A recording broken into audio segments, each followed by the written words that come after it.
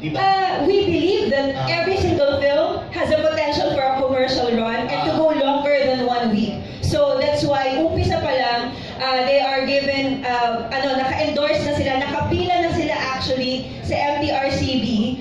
At meron silang 70% discount as supported by MTRCB. And MTRCB has always been a supporter ever since the first year of PPP.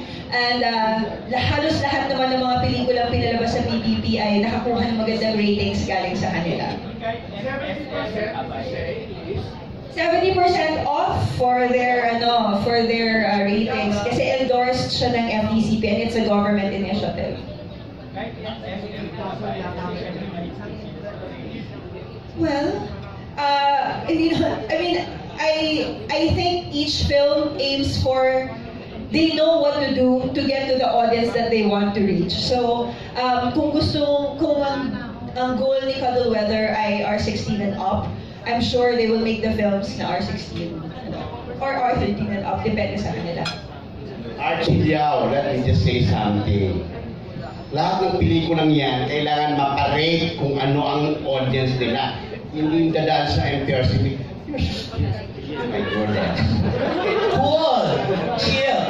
Tanong ko lang sa mga filmmakers, kasi di ba usually pag mga ganitong special movie for the film festival, mga ganyan, palagi nyo ba kinakailangan ba siyang i-rate?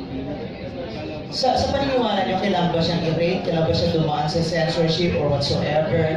Kasi parang di ba nako-compromise yung freedom of expression, like yung pelikula ni napanood ko yung Born Beautiful. Ang ganda-ganda ng tekstura ng pelikula, pati yung mga dialogues, talaga namang nakakawin daw, pero that's the reality, true reality of life. Sa palagay ninyo na, kailangan ba? Kasi, bakit pa tayo nagkaroon ng isang film festival? Bakit pa tayo nagkaroon ng film awards night? Isi-censor din lang naman yung mga pelikula, whereas pwede naman silang i-censor or i-regulate doon mismo sa sinihan or something, sa takilyero, ano man. Sa palagay nyo lang. Kasi before naalala ko, ECP or something para gano'n, hindi yata dumaan. Hindi dumaan sa kahit ng censorship. Pero ang maganda naman. Hindi naman to argument or something. I think they want to hear the filmmaker's perspective, but I'll share my own. Siguro, ako lang sagot ko na Ray. Thank you kasi bringing up Born Beautiful. To be fair, at hindi ko naman gustong i-challenge yung notion ng MTRCB. Gusto ko lang, balikan lang siguro that ultimately, the spirit of it is a classification board. Para lang alam ng tao, tama pa rin naman yan para lang alam ng tao kung saan sila lulugar when you watch it. I think the industry lang medyo nagkaroon ng isang pang dimension yon nung isang malaking cinema chain has a limit on a particular rating. Kaya nagkaroon ng parang may term nga, naging term na nga natin na it's censored, it's ganyan. Kung tutuusin to be fair, it's classified. Nagkaroon lang ngayon kasi lang, may isa pang guideline, nagpatong. So, I hope ma-resolve yun. Kasi I think the spirit pa rin of a classification is still okay. Kaya sana lang hindi siya maging balakid sa objectives ng filmmakers, ng producers. Because nga, natatamaan yung commercial na potential ng pelikula. Once we censor films, it curtails creative freedom. So I believe MTRCB doesn't really censor.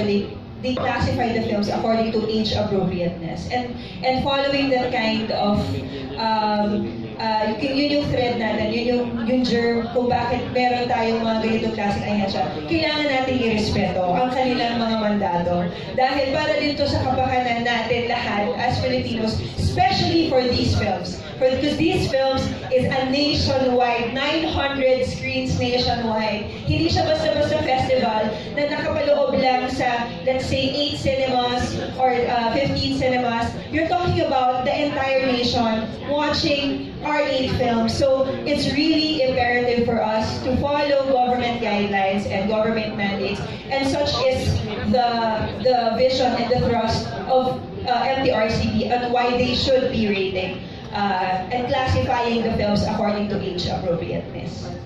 Meron na akong may issues ako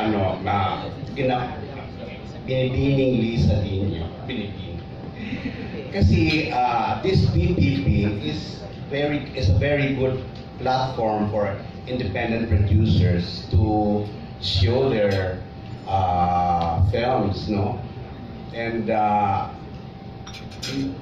inilalabas nyo to ilang buwan bago magkaroon ng Metro Manila Film Festival na parang ganyan din ang ginagawa, lahat puro Tagalog movies, no? So ano kaya magiging effect nito sa Metro Manila Film Festival? Kasi mas liberal ang ang mga criteria nyo sa pagpili ng pelikula, hindi kayo masyadong tumitingin sa box office potential ng stars. Actually, lahat po ng ginagawa nating pelikula targets a specific audience. I don't think there is really a film na parang, ay, lahat yan manonood, di ba? So, yun din po yung ina-advocate at ina-evangelize ng FDCP ngayon, that bawat pelikula na ginagawa natin, dapat naiintindihan natin kung sino yung audience na kinikater nito. MMFF is a totally different animal. The audience they cater every Christmas, pamilya po talaga. Kaya naiintindihan din po natin yung nature at tema ng mga pelikulang pinapalabas tuwing December. Dahil ito po talaga yung mga pamilyang nabigyan ng pamasko, sama-sama po sila manonood ng sine. So, there is a certain kind of direction as to the kinds of films na nakapaloob po sa MMFF. With Pista ng Pelikulang Pilipino, it's creating an identity that we're still latching on to the mainstream audience, to the mainstream, to the genre films as a theme, but we can explore on more creative, unique, at mga narratives po na hindi normally siguro matatalakay pagdating sa December na lahat gusto lang tumawa at lahat gusto lang maging masaya. So, I think PPP is becoming an effective platform for us to explore and to just really encourage our producers to be more creative and to braver with their narratives. Pero alam nila na dahil mainstream ang audience ng PPP, hindi sila gagawa ng pelikulang hindi rin commercial. So the mixing, actually the industry has a very, natin right now, meron tayong very extreme, meron tayong art house films, and we have films na super local naman, talagang very, very domestic.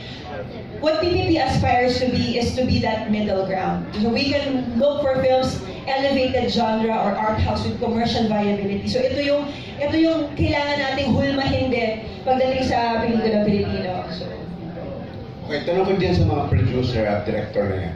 Meron kayong 2 million grant na bibigay ang FDCP to use for production and marketing. But anong gagawin nyo para, kasi reklamo kayo ng reklamo na hindi sinusuporta ng mga pelikula nyo ng ating pamahalaan at hindi pinanonood. So with this 2 million marketing, you must be able to do something to encourage the audience to go and watch your films. Kasi bihira na talaga manood ang mga Pilipino ng Tagalog movies ngayon. They go to Netflix, they watch it for 450 a month, and they watch all the films they can watch. So why don't you encourage them to go back to the theaters and watch and have that theatrical experience that we, when we were young, were able to experience inside the cinemas? Tama. Yun lang. Sabi ko, tama.